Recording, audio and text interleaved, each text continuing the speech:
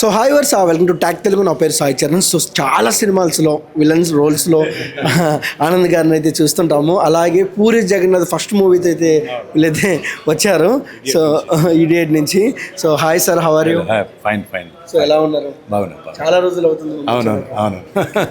So puri Jagannadh idiot నుంచి వచ్చారు. ఇప్పటి వరకు ఎలా ఉంది కెరియర్? బాగుంది. అంటే ఆ టైంకి కొంచెం తేడా ఉంది.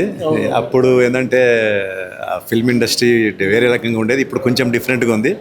ఇప్పుడు ఈ వెబ్ సిరీస్, వెబ్ మూవీస్, ఈ ఓటీటీ ప్లాట్ఫామ్స్ ఏమైనా వచ్చేసినాయి. సో అయినా మంచిదే, దాంట్లో కూడా మంచి మంచి అవకాశాలు అందరికి వస్తున్నాయి.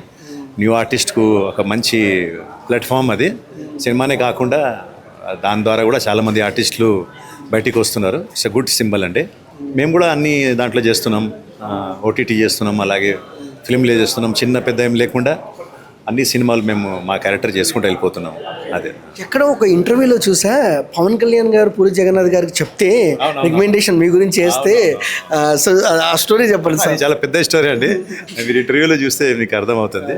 ఆనంద్ భారతి అని కొడితే మీకు మీకు ఆ ఇంటర్వ్యూలో వచ్చేస్తుంది. సో ఇప్పుడు అప్పుడు చెప్పినందుకు ఇప్పుడు గాడ్ ఫాదర్ పవన్ కళ్యాణ్ గారు అనమాట. ఆయననే నాకు పూరి గారి దగ్గర రికమెండ్ చేశారు. సో అలా ప్రయాణం మొదలైంది పూరి గారితో. ఇక దాని తర్వాత వి వినాయక్ గారు, రాజమౌళి గారు, పెద్ద పెద్ద డైరెక్టర్స్ అందరితో వర్క్ చేశాను నేను. ఆల్ బిగ్ డైరెక్టర్స్తో వర్క్ చేశాను. సో అలా కానీ చెప్పాలంటే మా గాడ్ ఫాదర్ మాత్రం మా పవన్ కళ్యాణ్ గారే. సో ఇప్పుడు కళ్యాణ్ గారు డిప్యూటీ సీఎం ఎలా అనిపిస్తుంది సార్ మీకు? చాలా ఆనందంగా ఉంది. అంటే ఆయనకు అది డిజర్వ్ అండి. ఆ ప్లేస్ ఆయన డిజర్వ్ చేస్తారు.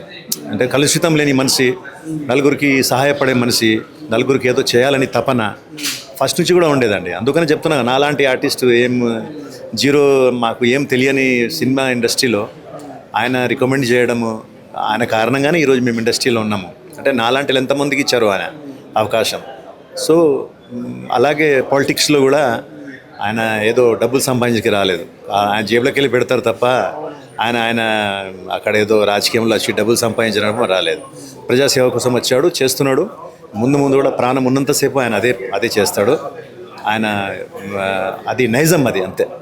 పూరి మన పవన్ కళ్యాణ్ గారి నైజమే నలుగురికి మంచి చేయాలి, అదే. అప్కమింగ్ మూవీస్ ఇంకా ఏమున్నాయి సార్? మీరు చాలా ఉన్నాయండి. అన్నీ చేస్తున్నా. 3-4 మూవీస్ నడుస్తుంది. న్యూ డైరెక్టర్స్, న్యూ హీరోస్ వాళ్ళందరితోటి బాగా. ఏంటి పూరి జగన్నాథ్ గారితో మళ్ళీ ఏమైనా చేస్తున్నారా? నెక్స్ట్ రమ్మన్నారు. నెక్స్ట్ దీని తర్వాత ఏదైతే ఉందో దాంట్లో రమ్మని చెప్పారు. చూడాలి ఇంకా. సో ఇప్పుడు చూస్తున్నాం సార్, చాలా మంది బిగ్ హీరోస్తో చేశారు మీరు. ఇప్పుడు పెద్ది వస్తుంది June 4th. సో ఎలా ఒక ఆడియన్గా ఏం చెప్తారు? అది హిట్ అండి మూవీ. అంటే హీరో ఒక ట్రాన్స్ఫర్మేషన్ మీరు చూసే ఉంటారు. ఆ బాడీని ఎలా అయితే మోల్డ్ చేశాడు సినిమాకి తగ్గట్టుగా, అది చరణ్ గ్రేట్నెస్ అండి. అది నిజంగా అంటే ఒక క్యారెక్టర్లో మనకి ఏం కావాలో, డైరెక్టర్కి ఏం కావాలో అది ఆయన 100% చేస్తాడు, చేసి నిరూపిస్తాడు. దాని కారణంగానే సినిమా కూడా ఆ రేంజ్కి తగ్గట్టుగానే డెఫినెట్గా ఆయన పడిన కష్టాలకు సినిమా కూడా నాకు తెలిసినప్పుడు మొన్న టీజర్ చూసిన తర్వాత అనిపించింది ఒక పెద్ద బ్లాక్ బస్టర్ కాబోతుంది అనిపిస్తుంది. అంటే మీరు చరణ్ గారితో ఎప్పుడన్నా కలిసి నటించారా సార్? ఎలా ఉంటారు సెట్లో చరణ్ గారు? చాలా బాగుంటారు చరణ్ గారు చాలా down to earth person, devotional person. ఎవరిని కూడా కించపరచరు, కింద చూపు చూడరు, అందరు సమానంగా చూస్తారు. ప్లస్ వర్క్ పట్ల చాలా డెడికేషన్ ఉంటుంది ఆయనకు. క్యారెక్టర్లో మునిగిపోతారు. దానికి తగ్గట్టుగా ఆయనకి ఏం కావాలో, డైరెక్టర్ ఆయన దగ్గర నుంచి ఏం కోరుకుంటున్నాడో అన్నీ కష్టపడి ఆయన బాడీ దగ్గర నుంచి, పర్ఫార్మెన్స్ దగ్గర నుంచి అన్నీ ఆయన దాని మీద కష్టపడతాడు.